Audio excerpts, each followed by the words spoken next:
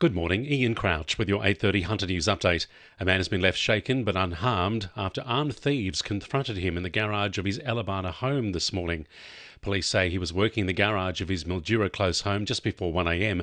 when two men entered the open door armed with knives and demanded money. They left with an amount of cash and keys in what's believed to be a stolen white SUV. The man's wife and 3 young children were also at home at the time. Police say no one was injured. Police say the pair are in their 20s and were wearing hoodies, gloves and face masks. Following 2 separate stabbings in Lake Macquarie over the weekend, Police Minister Yasmin Catley is calling on the community not to wait to report domestic violence. On Saturday, a 47-year-old woman was fatally stabbed, allegedly by her son at Windale, with the 25-year-old charged with murder. The following day, a man in his 30s was killed by a group of men at Argenton, with investigations still underway to find the perpetrators. Yasmin Catley says residents should report instances of violence to the police immediately. Police are obviously painstakingly putting together a brief of evidence and investigation to look for who that or those perpetrators were. Let them do their work. They are professionals, as we very well know. They will continue until they find exactly what has happened here and who the perpetrator was. Students won't be returning to Glendale Technology High today as scheduled after fire destroyed a 2-storey building in the school grounds. The fire destroyed the canteen, wellbeing centre, old assembly hall and basketball court. The Department of Education says structural engineers have advised the school to delay the students' return. Students will be learning remotely from home for the rest of the week, while those who are unable to do so will be ferried to the nearby Argenton Public School in the meantime. It's hoped the school will reopen next Tuesday. Strategic Planner and Construction Manager Graham McDonald is labelling the High Speed Rail Authority's plans as misguided and in need of further consultation.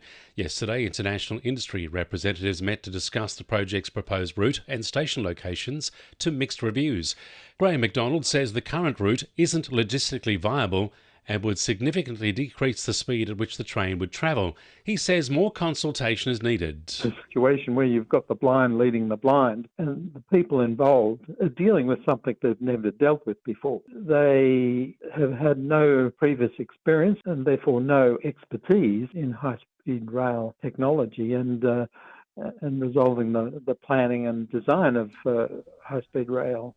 However, High Speed Rail Authority CEO Tim Parker says they're working with high-speed rail operators overseas to develop the final plans. Absolutely. So we have been to just about every country with a high-speed rail. So all of the European countries, so we've been to France, Germany, Spain, Italy. We've been in Asia, we've been to China, we've been to Japan, we've been to Taiwan, we've been to Korea. The basis of our process is we're going to take advantage of what's been done before. Replacement plaques will be installed today at the Anzac Cenotaph in Wallsend's Federal Park following a donation from Ryhope Crematorium. Wallsend RSL Director Alan Crumpton says marble plaques will replace brass plaques which were stolen during a vandalism attack at the Cenotaph, with the installation to be completed in time for Anzac Day. He says Anzac Day still resonates strongly with the community. They take a lot of notice of what's being said and they come up after the talk, after the whole ceremony's over, and talk to me about medals and all sorts of things.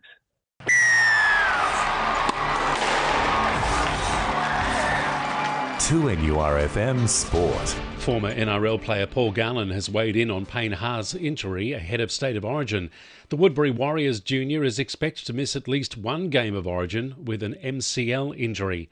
Gallen says it won't be hard to find a replacement. You've got to remember, with the eligibility rules change also, that's an advantage. Like Payne Haas, if he's out, I actually don't think he'll be out. I think he'll come back. Meanwhile, another injury has caused more shake-ups for the night squad. James Schiller will replace Greg Marju, who's sidelined due to concussion. Former Panther Asu Kepaoa has also been named on the 6-man bench.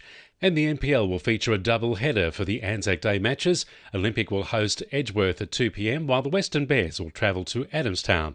They'll play at 3 p.m. And the winning numbers in Oz Lotto are 6, 15, 20, 32, 33, 38 and 47, and the supplementaries are 12, 25 and 28. And now you're up to date with the latest 2NURFM Hunter News.